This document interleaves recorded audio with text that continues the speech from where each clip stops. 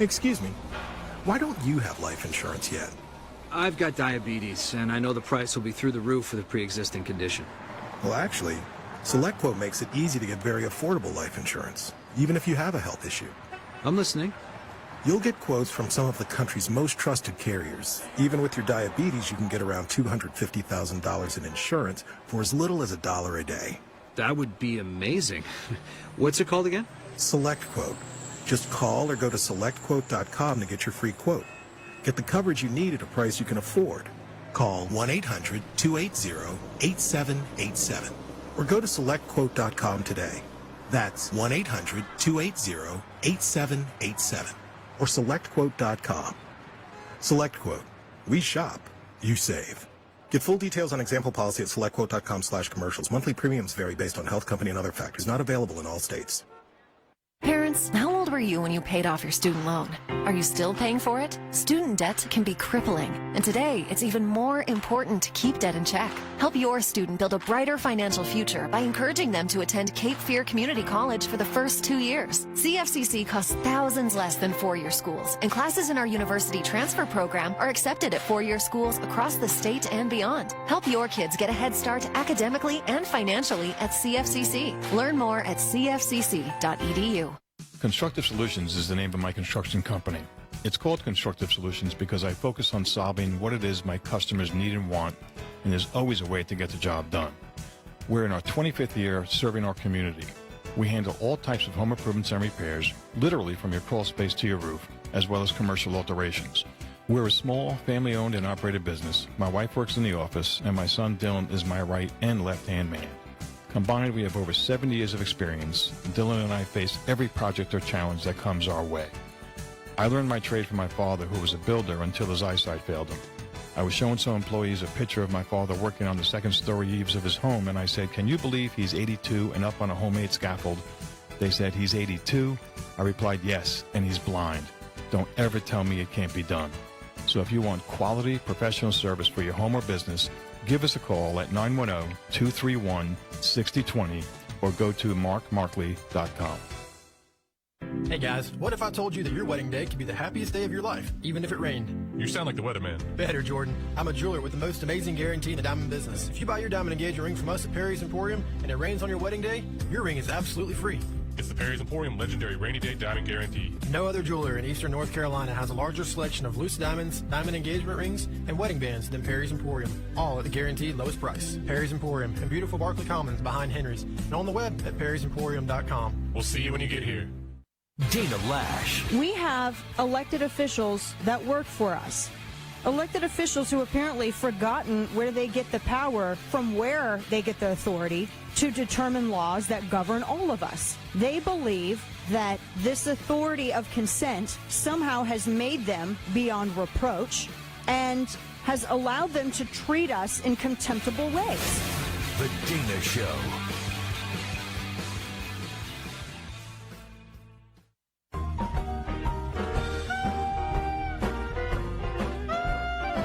This is Radio Free Dixie. Diversity is a buzzword today, but little is known about the truly diverse nature of the Confederate States of America. The Sons of Confederate Veterans want you to know about the religious diversity in the Old South. Many people think of Dixie as a society based on the Protestant religion. Yet, during the War for Southern Independence, the South's first two heroes, General Beauregard and Admiral Sims, were Roman Catholics, and the Confederate Secretary of State was Jewish. Within the Confederate Army, chaplains of various faiths worked with soldiers of various faiths.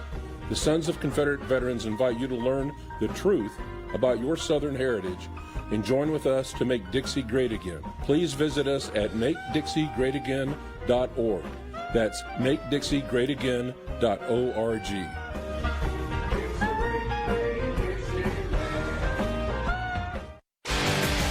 Bringing you the best local talk radio shows, Wilmington's Big Talker 106.7 FM, WFBT, Carolina Beach.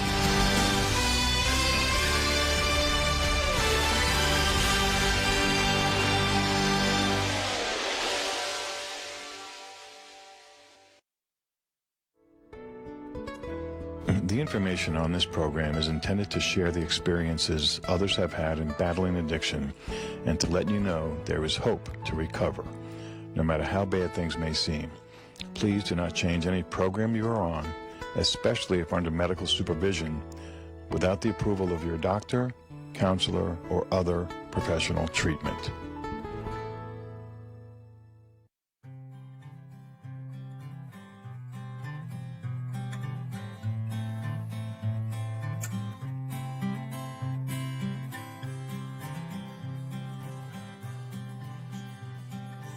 Recovering Hope. My name is Marcley.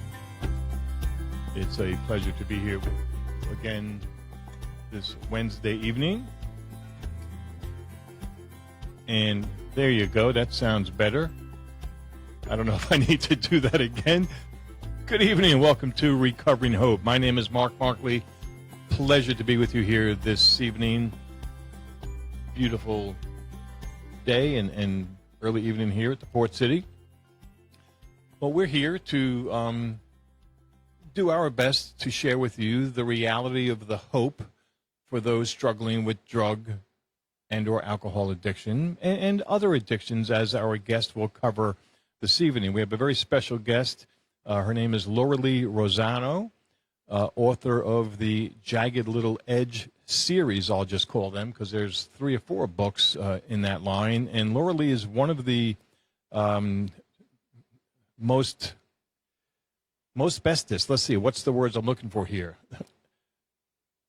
She has an unique ability, much better than mine, to get her point across regarding addiction. She's been through it herself, her family, I believe one of her daughters, and she studied the subject. She that's her profession. She's a counselor, and she is awesome.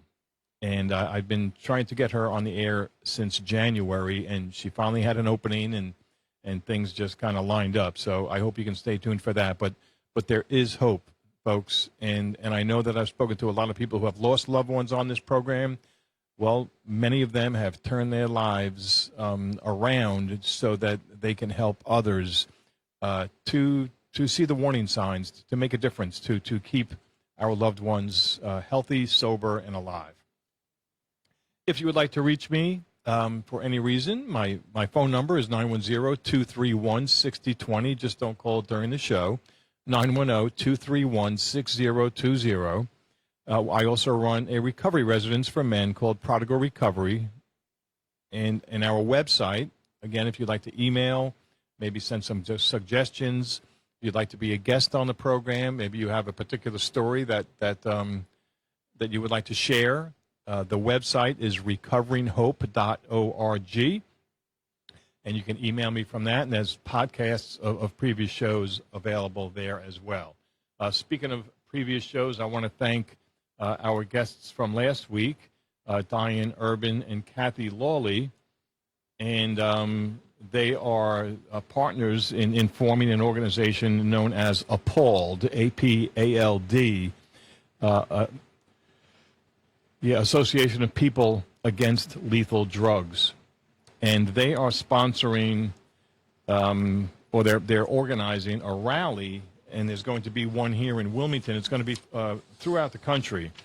And the one here in Wilmington is going to be, well, they're all going to be June 4th, same time of day, no matter if it's here or California, 3 to 5 p.m. Eastern Time. And here it's on the steps of City Hall to help raise awareness of the 81,000 deaths last year alone due to synthetic legal drugs, fentanyl, OxyContin, etc. So yes, I said legal drugs, and that's a tremendous statistic there, and it's not just a statistic to the 300 people's families that die every day. So perhaps you'd like to come down, show your support, maybe learn a few things. We're trying to get the mayor there, the police chief, people in the recovery community, and just come on out, meet some people, and help us to continue to raise awareness to this.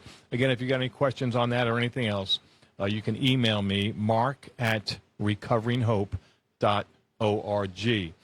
Something else that I had read on I think it was Diane's or Paul's Facebook page. There was a recent post that 3 different moms that were part of this organization of people who have lost loved ones due to overdoses or fentanyl poisoning, and there is a difference. 3 different moms that took their own lives in the past week or two.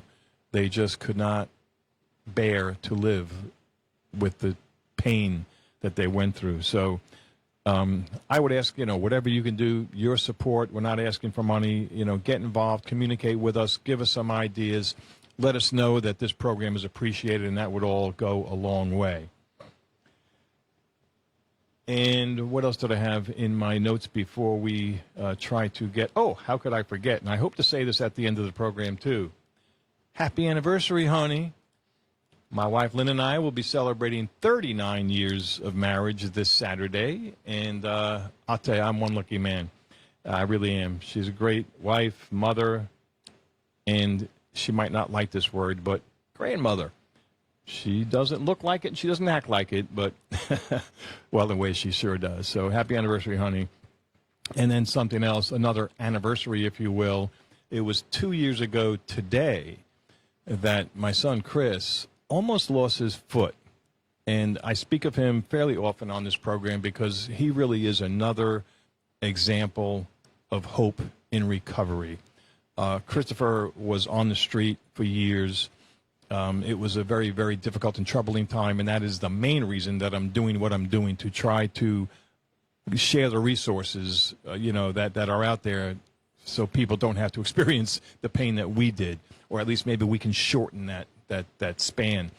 But 2 years ago today, he has his own tree business, and a log fell off of his dump truck and crushed his foot. The message I got from one of his workers was that his leg got crushed. So it was a very, very difficult ride to New Hanover Hospital, approximately 20 minutes from where I was. And after hours of waiting, I finally got to see him, and I saw that his foot was bandaged, not his whole leg. That was somewhat of a relief. It was a very, very difficult time, for my wife and I, but my God, what Chris went through. He did end up spending about a month in the hospital, lost 3 toes. They reconfigured or rebuilt his ankle, if you will, and sewed him back up. But we didn't know, for months if things were going to heal and that he would be able to keep his foot. By the grace of God, he did. He was home from the hospital for 3 weeks and got back to work. His business has now grown quite a bit since then. And the name of his business, if you listen to this station, is called Climb Pro Expert Tree Care. Don't wait for a tree emergency, which is one of my son's lines. So, folks, this is it's another story of hope. And again, by the grace of God, he's doing well. I'm not saying that he's out of pain. I mean, it's still an issue, but didn't hold him back. And he's pursuing his dreams, and he's doing it well. Well, without any further ado, we're going to take our first and probably only break during this program here, and then we're going to get Lorelie Rozzano on the line. Please stay tuned.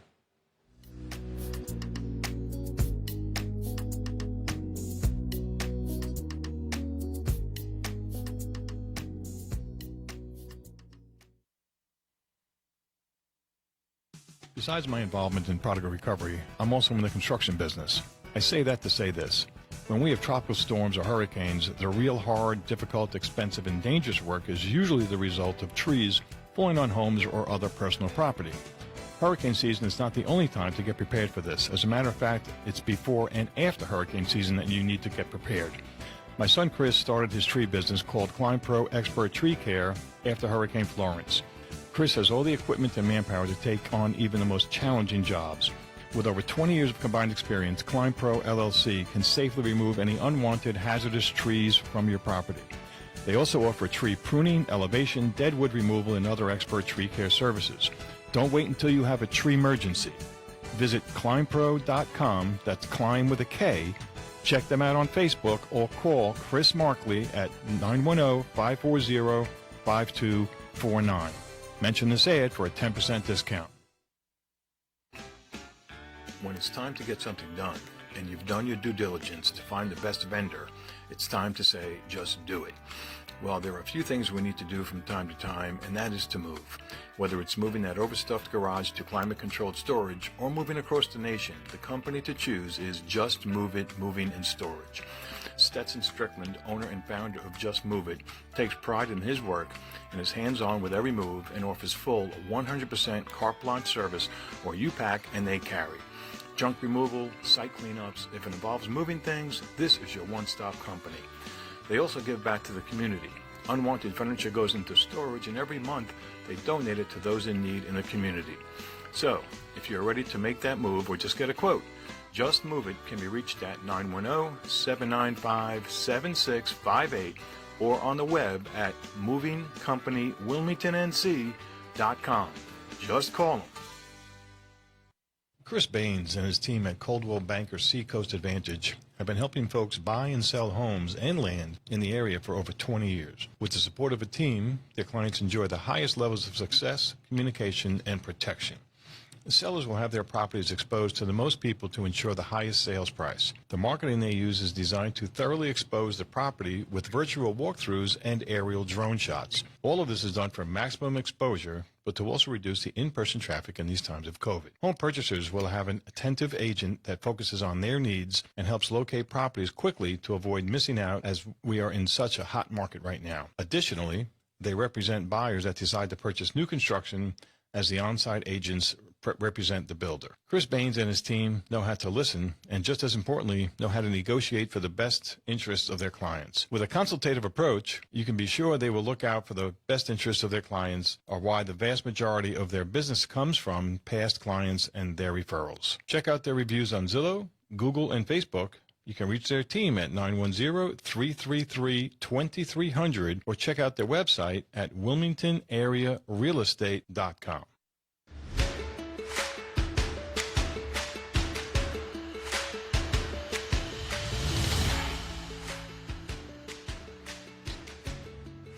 And welcome back to Recovering Hope. My name is Mark Marcley, and hopefully we've got Lorelie Rozzano on the line. Hey, Mark, you do have me on the line. Hey, Lorelie, how are you? I'm good. How about you? I'm doing okay. We had a strange thing happen with our phones here, and I don't know if it's because you're in British Columbia or just phones acting up. I don't know, but I just want to thank you so much for taking some time and agreeing to do this interview. And I'm not sure what we should do first, a quick introduction, or would you like to roll on your poem?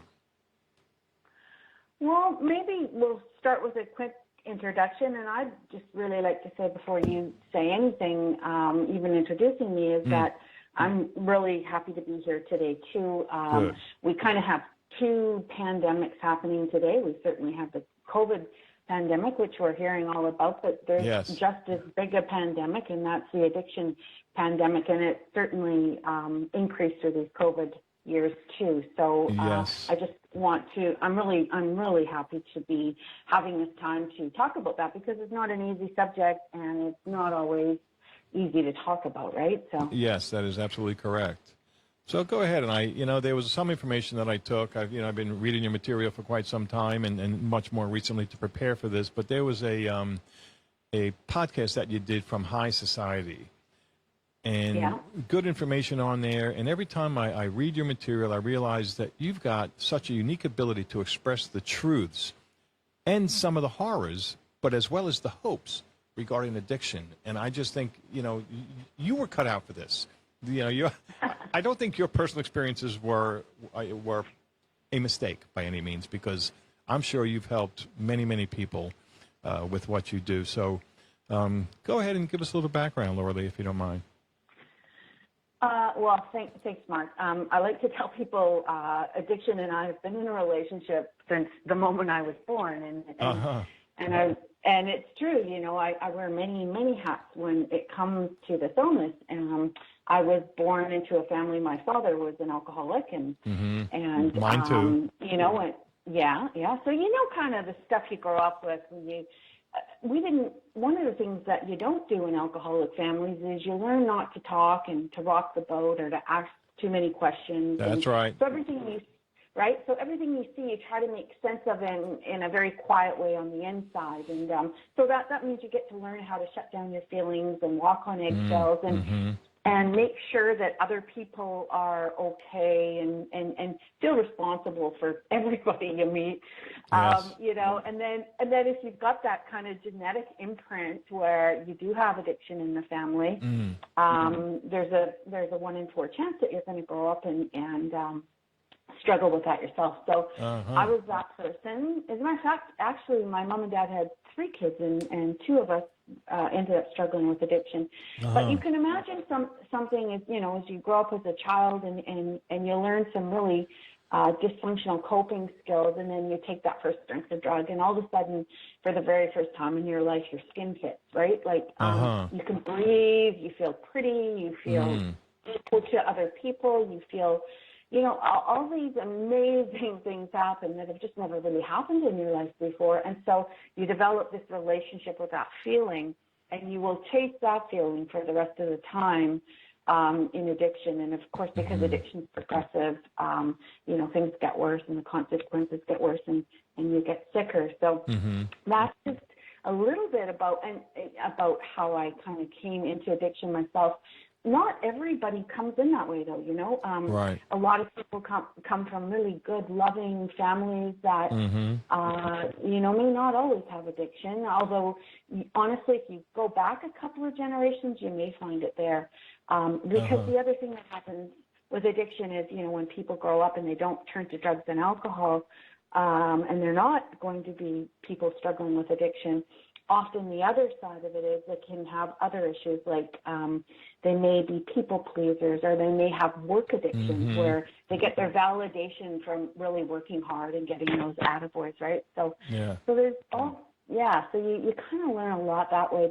And some people, they hurt themselves in sports or in an accident and they become addicted to medications, and it can happen that way too, right? Yep, that happened to one of my sons. Yeah. So we come from all walks of life. We come from all families. We come from all neighborhoods. We come from all socio-economical classes. So it really is our great equalizer, if you want to look at it that way. Addiction doesn't care what color, sex, race, how much money you have in the bank, what neighborhood you live in. That's right. Really, it crosses all those barriers. Yeah, it's an equal opportunity destroyer. It really is, yeah. Well, would you like to read that poem that I just came across about a week ago, or play it, however you wanted to present it? Yeah. I tried to play it a little earlier, and I don't want to give your listeners sore ears, so I think I better read it because it's got a lot of flow. That'd be great. So this is just one of the poems I wrote, kind of thinking back about how my own journey started. And perhaps some of the folks listening can relate. So it's called Addiction Says. And so I'll just read it to you now. So Addiction says, "Hey, little girl, I've got something you need, a pill to make you pretty. Oh, yes, indeed. Just one taste and you'll be mine. Your head will spin. You'll feel so fine. I'm cunning, baffling. I'm powerful, too. I'm larger than life and smarter than you. I'll tell you things that aren't even true. For me, there isn't anything you won't do. At first, I'll be your very best friend. I'll love you to death till the very end. I'll steal your thoughts, but you won't know. It's no longer you who'll be running the show. Your life will change right away. You'll wake up wanting me every day. People will tell you to leave me alone, but you won't listen. For you, I own. And no one else can interfere, for if they do, they'll pay dear. I won't settle just for you. I want your entire family too. I want their finances and their peace of mind. I want them hopeless, broken, and no longer kind. For it's greed and hate that make me tick. I'll feed you blame and resentment and make you sick. It's really easy. You should see.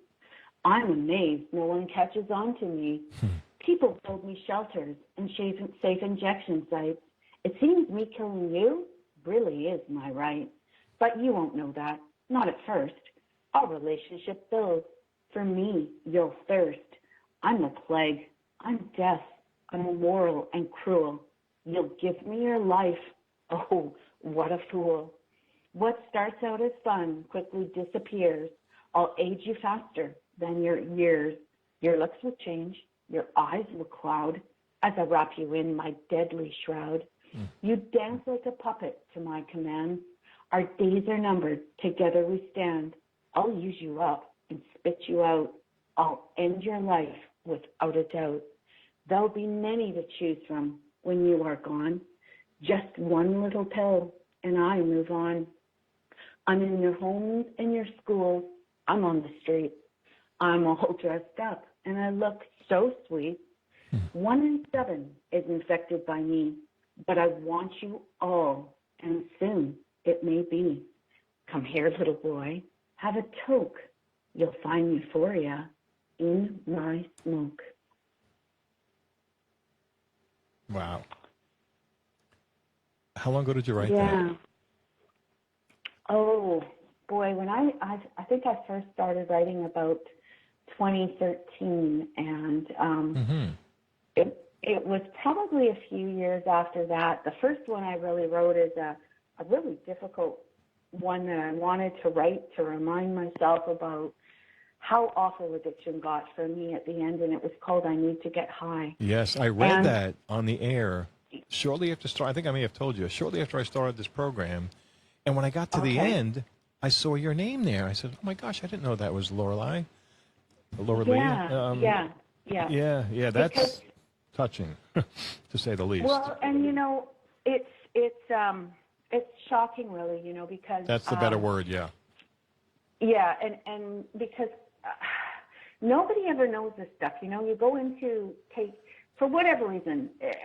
I don't know too many people who have never tried a sip of wine or a toke or just to socially use and and unwinding after work after a stressful day with a beer or a glass of wine can be a really nice thing. Right.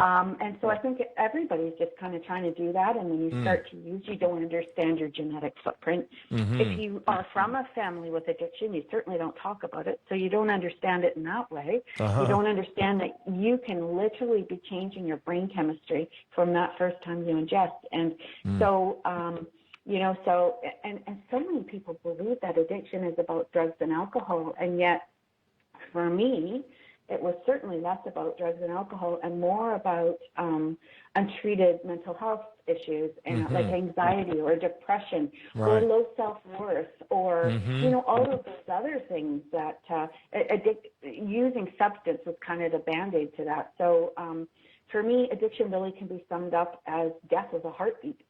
I became so ill, I didn't resemble myself at all. I became a person who was driven by this urgent need of getting my next fix. And I see so many people like that at the end stages of their disease, and they're not alone. They bring their families with them. That's right. Particularly families, right? Yeah. And I mean, I think you have some experience in that. Yeah, you kind of brushed by this, but it was part of the post that I just saw this afternoon. The statement that you said, addiction can be summed up as death with a heartbeat. I mean, just that one sentence is profound. It's so true, and it doesn't just kill or can kill the person who's addicted, but it also, in many ways, kills the family. It's the ripple effect, these are the things that I think that you bring to light very, very well. And like I said, you've really got a gift for that. And there's a number of things that I told you I wrote out here. Part of your story is, a teen mom, you worked at a bar, lost everything, you were homeless. But then when people stopped giving you things, I think you said that was the best thing that happened to you because then you sought recovery. Under a bridge, I think, with an old sleeping bag and then you said, okay, if I'm correct, I think that's what got you to go.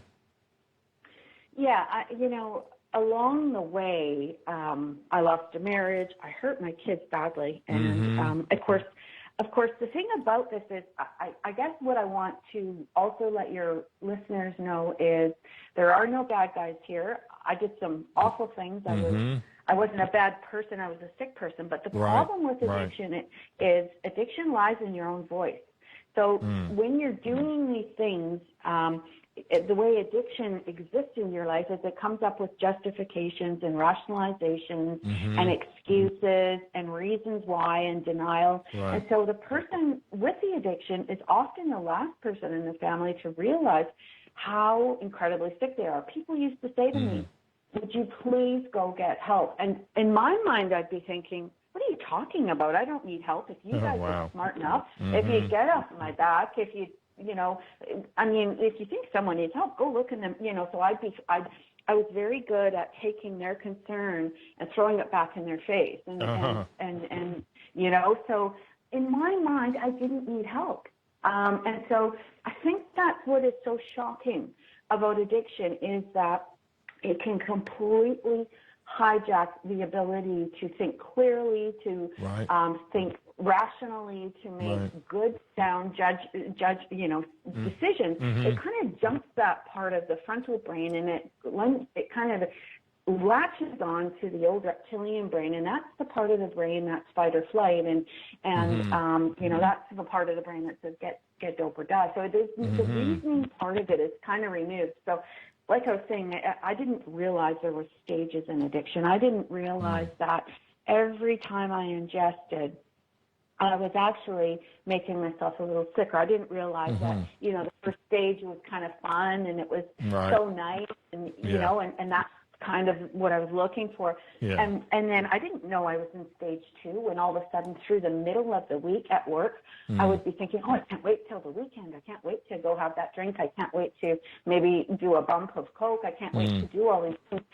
All of a sudden the need to get high was coming into my mind more and more often. And I didn't know that meant I'd already switched into stage 2. And then, by stage 3, you can't maintain sobriety through the week anymore. Now you might be using midweekly and on the weekend, and maybe you're binging, and by late stage you're just using all the time, and you've pretty much lost everything that was ever important to you. So, and during this progression, you're getting sicker and sicker and sicker, and people that are staying with you, your family, they're also getting progressively sicker and sicker and sicker because they're tolerating behavior they said they would never tolerate. They're coming up with reasons, They're coming up with reasons why you're behaving this way. It's not like to stay in a relationship with someone addicted. You can make them well. All that happens is you become sick too. That's right. And so this is why addiction really is a family illness. And it's so important to get education around that. Yeah, exactly. And that's why we're talking to you. There's something else that you said that I also have in my notes, and I think it's worth repeating because I know that you would like to, and myself also, to do what we can to minimize the stigma that an addicted person is not a bad person, they're a sick person. And they need help. Yeah. And sometimes that help would require the use of certain drugs, to help. Medical professionals, just like any other disease. If somebody has diabetes or heart disease, you don't just go to one doctor, here's a pill, boom. And it does affect the whole family also. So that, I think, is a reasonable analogy of treating the disease of addiction, and somebody else I was interviewing, I forget who it was, said that we need to treat addiction like any other disease, not just from the shoulders up. Was that their line? No, I just messed up that line totally. But in other words, treat the whole person and bring their family into it because the family's involved, like it or not. Yeah, absolutely. And so here's the really hard part of addiction. It is a disease, and yet it acts like no other in some ways. That's right. And one of those, right? So we want to have all sorts of love and empathy for the person with the disease. We don't want to have a lot of tolerance for behavior that's abusive and neglectful and harmful and things like that. So we have to be careful that we don't lump that all together. So I know for me, when I went to treatment, I had absolutely no structure in my life. I honestly didn't know the meaning of no. My disease thrived in my family staying secret. So as long as my family was ashamed of me and ashamed to talk about our family problems, they weren't able to. We weren't able, they weren't able to access the information they needed, and they weren't able to get the help they needed. And so that worked really, really well for my addiction, because addiction thrives in secrecy and isolation. So the other thing, of course, is most families don't want to reach out because they feel embarrassed, or they feel they upset the addicted person, or they may fear being judged. And so this is a disease that demands us to overcome our discomfort and step outside that family system and act even though we're uncomfortable, because we can't get well in the environment we got stuck in, right? So we need outside help for that. And so, and so there is a lot of shame and stigma. I have a Facebook page, and the private messages I get are overwhelming. I love sharing my information and speaking to families. What I want to encourage families to do, though, is to start stepping outside of that comfort zone and really educating themselves and learning. Because if we think of this thing if you think about this, Mark, so many families tie their well-being to the addicted person's moods and choices. Yes. So, if my addicted loved one is having a good day, then that means I'm having a good day. But if they're having a rough day, if they're having a bad day, if they need money, then I kind of step in that position and fix that for them. And so pretty soon both of us are riding this roller coaster together, where if he's okay, I'm okay, and if he's not okay, I'm not okay. And so we really become all tied together. And we don't ever want to tie our well-being to the impaired thinker. We don't want them leading the train. And that's kind of what happens in families with addiction. Yes, it does. Right? That's what happened in our family. And, my wife and I became very recluse, didn't know what to do. And again, that's one reason that I'm behind this microphone now and have been for the past 6-7 months, and plan to continue, because I want people to know that there's hope. I want them to know the resources, both locally and regionally and nationally. And if I had read some of your material alone when we were struggling with that, I think that our struggle would have been a lot easier. Because I remember the first time that we came across somebody else that was having a struggle similar to ours, and we clung to them. What did you do? How did it work out for you? That doesn't mean that that's going to work in your case, but it's people need to know the resources. They need to know that there is hope. And I think another thought that came to my mind when you were just speaking is, like they tell you on a plane, put the oxygen mask on your face first, then you're able to help the person next to you. 100%. And think about this. Maybe, I totally relate to what you're saying. So what I'm hearing you say is that when you were talking to other people, you got some relief. I'm assuming you got some emotional relief. Because those huge, big, painful feelings, you can stuff, you keep them inside and you keep them buried, but they get bigger and bigger and bigger. And eventually what happens is they come out in inappropriate ways, and they come out in ways that we're not very proud of, or we feel remorseful, maybe guilty. Usually they come out when we're interacting with our addicted loved one.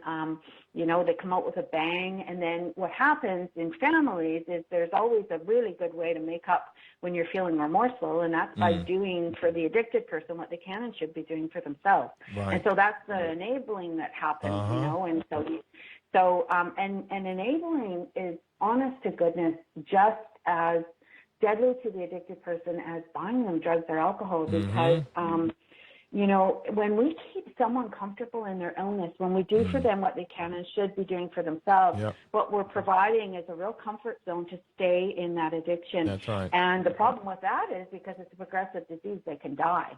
And we don't want to provide that comfort. We don't. When we provide comfort, there's no incentive to change. There's no incentive to seek help. And so that's right.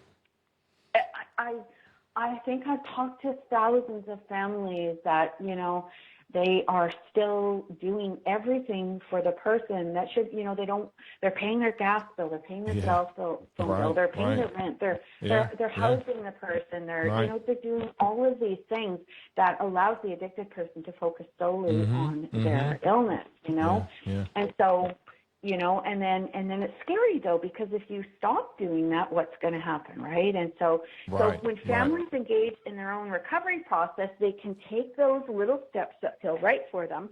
They can start to make those baby changes. And then at 3 a.m, when they're going, oh my God, where are they? Are they, are they hungry? Are they cold? What's happening? Yeah. Are they dead? Someone, right? Yeah. And isn't that the big thing? Are they dead? They can write it down, or they've got someone in a recovery group they can call and they can say, oh my God, my mind is going crazy. Yes. If I don't, if I don't talk this out right now, I'm going to phone my kid and invite him home just because I can't sleep. I know it's not in his best interest, but at least I'll feel better. Yeah. And right? And so and so that happens, and so that's the thing about addiction, and you don't have to use drugs to get sick from them. And we see it over and over again in families. Working in treatment, I used to welcome families and their sick loved ones into the facility, and we'd sit down and we'd have a cup of coffee, and and sometimes, and I'm not kidding, sometimes the parents looked worse than the kid being admitted for addiction treatment. Yeah, I'm sure, worn out. So folks, if you're just tuning in, we're speaking with Lorelie Rozzano, author of, among other things, Jagged Little Edge, Jagged Little Lies, and what's the other Jagged? Jagged No More. Jagged No More, okay. And then we'll talk about your new book in a little bit, Gracie's Secret, which is geared towards children. But before we get to that, another thing that kind of struck me as a little odd, and I know you'll have a good explanation, is a lot of people think and say, well, addicts won't do anything until they're ready. They must want to get help. They must want to get well. And I think you said that is not true. That's a lie. Can you expound on that a little bit? I can. And rock bottom is a deadly myth, and I will expand on that. Particularly, I was a big believer in rock bottom, but for me, fentanyl has changed the game. Oh, yes, it has. It has. It really has, and it's in just about everything now. And so for me, because we don't have time with addiction anymore. We don't get to progress through stage 1, 2, 3, and 4, which can take a decade or so. With alcohol, if you're an alcoholic, you know what? You can take your first drink and you might not be into full-blown liver cirrhosis for another 20 years. But fentanyl, we don't have that time anymore. Right. So if we see someone who's gone from stage 1 to 4 in a very short period of time, because let's face it, when we start using heroin, mostly we're going to be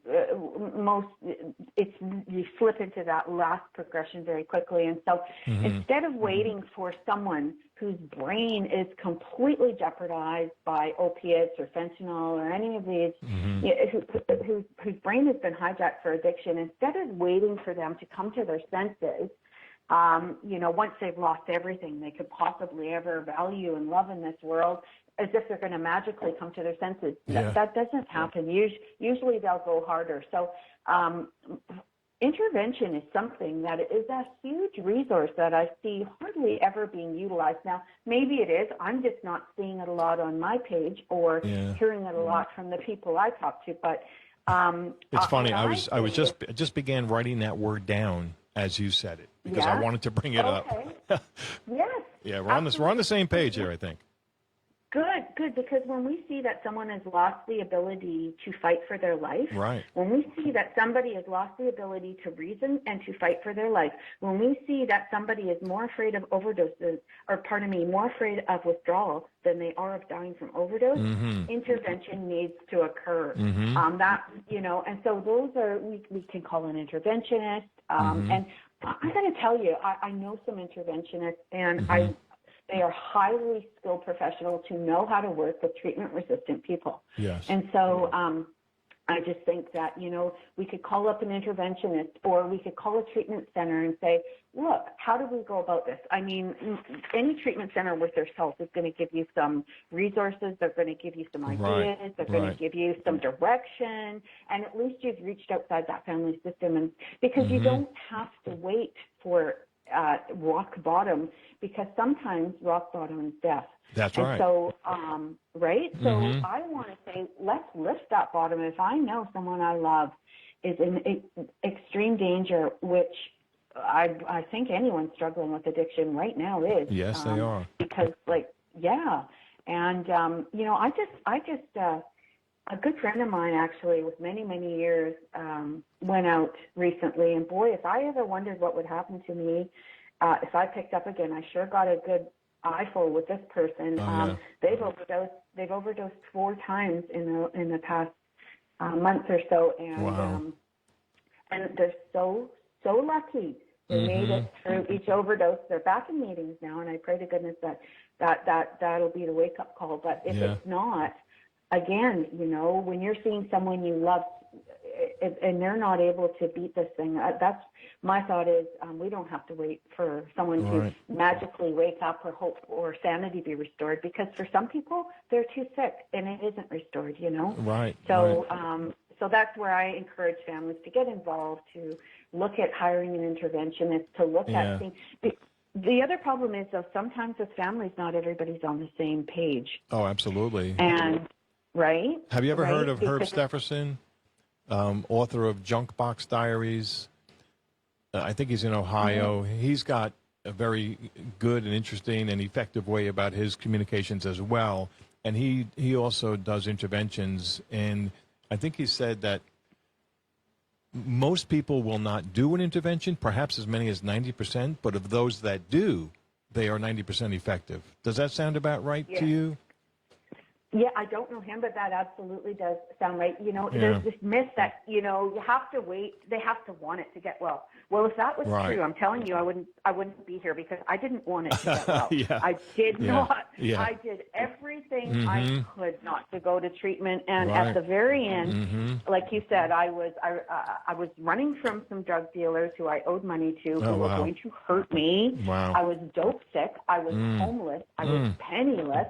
I had literally nowhere to go back. And in those days, they weren't like right now. I live on Vancouver Island, and here, if you're in the situation I was those years ago, they're going to give you houses and clean drugs to use. And I just want to say I'm so glad that wasn't happening when I was trying to get clean, when I went to treatment, because had there been another door for me to go through, I would have gone without hesitation. Yeah, I think we call that extreme harm reduction, which I don't favor.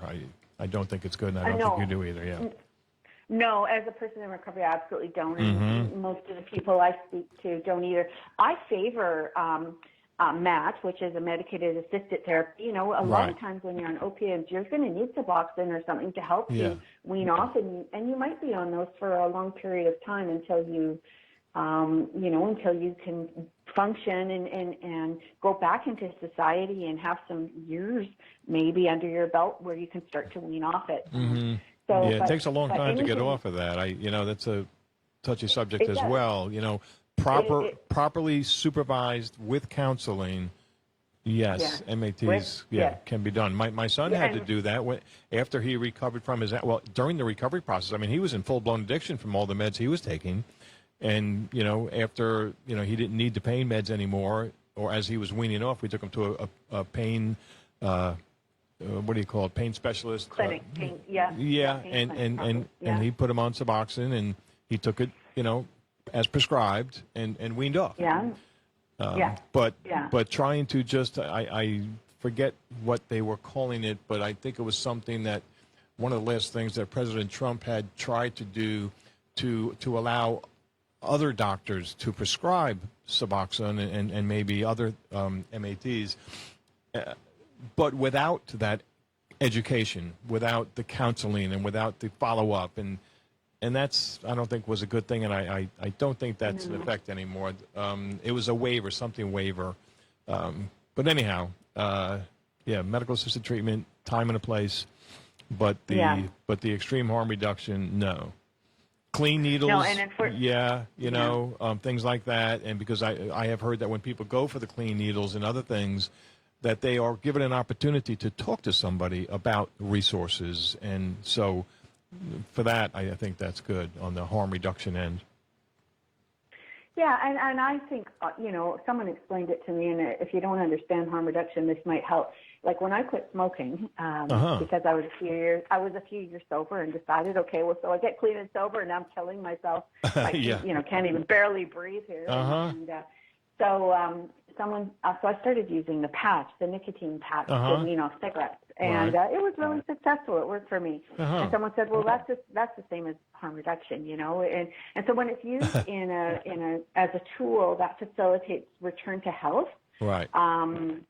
I think it's a great idea. But here what I'm seeing, and this is what is breaking my heart, is here it seems to be if you have money and resources, you're going to go to treatment, you're going to get the best treatment, you're going to return, but if you don't have that money or that family or those kinds of resources, then you're going to be offered harm reduction. You're going to get some free housing, you're going to get some clean drugs, and you're going to get drug paraphernalia and things to use with. And so, and people, the harm reduction theory is that people should be respected in their right to use. And I'll tell you, I don't agree with that, because if people are like me, I wasn't using drugs. Drugs were using me. I wasn't in control of my choices around them.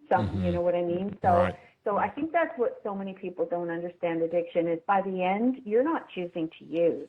You're not, because you're so physically and psychologically addicted that it's far more powerful than a choice. You know? And that's where it's not a choice anymore. It's a disease. Because if you don't do it, you get sick and you need help. But again, it gets back, to that line that you're not a bad person. You're a sick person, and you need to get healthy. You need to eliminate the dis-ease in your life. And it's very important, I think, to make that distinction and to help to end the stigma. You want to talk about Gracie's Secret a little bit? Because, you think of the children that are affected by this, and I often don't think of them, but of course it gets brought up from time to time, and I think your book is a great way to do that. Tell us a little bit about that. Well, I originally wrote Gracie's Secret because the treatment center I was working in had a children's program. I just loved that it had a children's program. A lot of kids from addicted homes, like I say, they learn to walk on eggshells and be very quiet, not upset the apple cart. That's anyhow, so these little kids would come into treatment and they'd be like sullen and quiet and looking around, and their antennae were up and trying to figure this place out, but they were so quiet. And we'd hang these VIP passes around their neck, and we'd set the table and make the biggest deal over these kids you've ever seen. Well, I'm telling you, a day later, they'd be walking through the treatment center like they own the place. It was just amazing to see what this could do. But this program was looking for work that they could use as a book to read to the kids, to help the kids start to open up and communicate about emotional health. And so I wrote Gracie's Secret to kind of based on my own experience, but based on every kid's experience that's ever grown up in a tough family situation. It doesn't just have to be addiction, but maybe they're in the middle of a divorce or fractured family, or there's someone with mental health issues in there, or they're just in a really rigid black and white family. So I wrote this book for little kids to start to develop a language around emotion. Because, boy, we go to school and we learn how to count and divide and do all these things, but we don't learn how to cope with our emotions or really talk about them in a way that provides, that maintains health and relationship. And so I wrote Gracie's Secret for that. And so it was used in this program. And then it actually was used in a men's program to help men access emotion too, because so often, guys hear man up and big men don't cry and that kind of stuff. So this big man does. Yeah, good.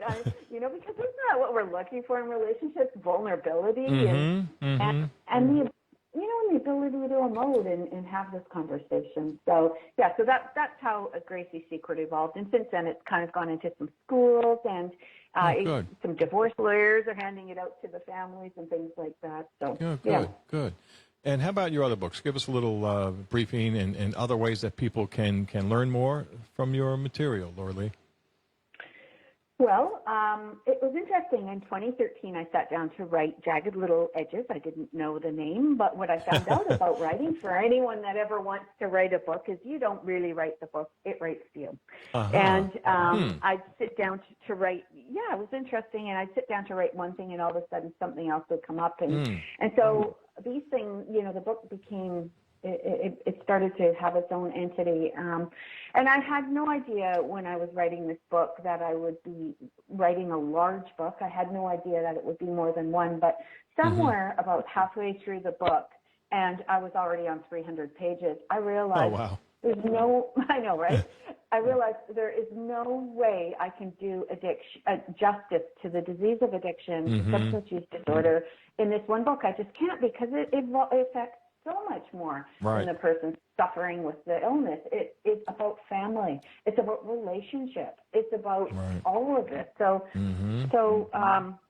that's how Jagged Little Lies was born, because it brings the family into it, and what happens to the family, and how they start to operate and function, and and it really. Sometimes for people, I find they feel safer reading it on pages, because if you've never spoke about addiction before, if you've never really said that out loud or told anyone else, it's a very overwhelming thing to do the very first time. And so this gives them a vehicle in which they can say, oh my gosh, I get that, I get that, I get that, I see that. And exactly. So that's what I find myself saying when I'm reading your blogs and your books and other things. Yeah, really, it's true. You've got a gift, and I just, I appreciate it. Well, I appreciate you saying that, and I think really what happens is we become family. Anyone that's been touched by addiction, we don't have to know each other, and yet we are profoundly impacted by each other's stories, because we've felt that, we've experienced that. So when you read my books, you're going to see your stories in all the pages, and yet, because I've done some work and I've worked in a treatment center and I've learned a few things, you're also going to see some solutions and some hope and some ways that you can make changes. And boy, that is so necessary. And yes, for it families is. Right? And so a lot of families never step outside that family circle. And I think the greatest tragedy about addiction is it is highly, highly treatable. And the only thing more impactful from one person being controlled by it is two. And so although we cannot, if I love someone, if it's my child, if it's my husband, if it's my parent, I don't have the power to make them well. I can't by osmosis put all my love and desire and attention into that person, and they will suddenly get well. It doesn't work that way, but it does work this way. I can turn the focus on me. I can go to the mirror and say, okay, although I can't get this person well, I can lead by example. And leading by example means that I stop waiting for the impaired thinker to make the changes, and I start making them myself. Because so often in families with addiction, we expect the addicted person to make all the changes, and we're not prepared to make any, right? And and the thing is, if you send someone to treatment, if someone actually gets on board and says, I need help, you send them to treatment, and then they come back into the same old family system, and that system hasn't made any changes at all. It's still operating the way it always did. The outcome isn't going to be very successful. We want to make sure that anyone listening to this and feels and understands and hears that this is not a singular illness. This addiction is not about the person ingesting drugs and alcohol. It's about the entire family system. Yes. And so, when everybody is willing to make those changes, to look at ways to stay healthy in a very, very challenging, difficult disease, we really even the odds. And what happens is I now have improved my ability to cope with addiction, to stay well regardless of what the choices are of the person that is using, right? Yeah. So that means I might get to hang on to my marriage. That means I might get to hang on to my bank account. That means I might get to hang on to my job. But most importantly, that means I can hang on to my health.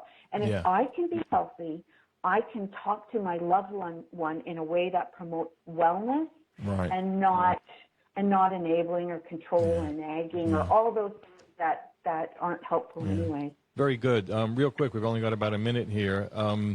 Best ways for people to reach you? Well, I've got you can find me at Lorelie Rozzano on Facebook. You can also contact me on my blog, which is www.jaggedlittleedges.com. And I'm on Twitter and Instagram, but probably Facebook or my website would be the best two ways. Okay. Lorelie, thank you so much. And I hope I don't have to wait 5 more months to maybe get you back. I hope not either, Mark. Very much appreciated. And thank you so much, particularly to all your listeners. And I just want to leave you with this. There's absolutely no shame in getting well. So please hang on to that.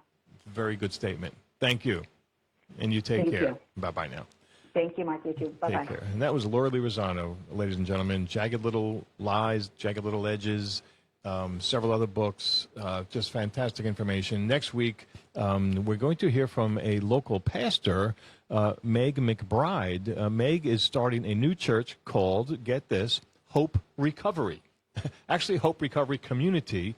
And yes, it's for people in recovery.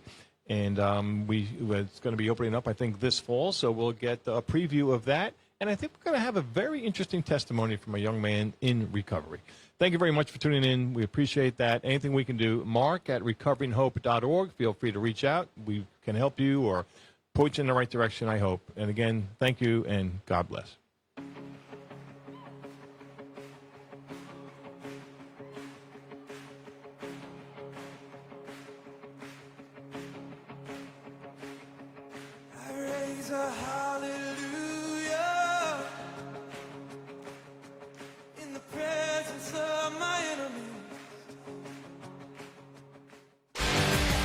Bringing you the best local talk radio shows, Wilmington's Big Talker 106.7 FM,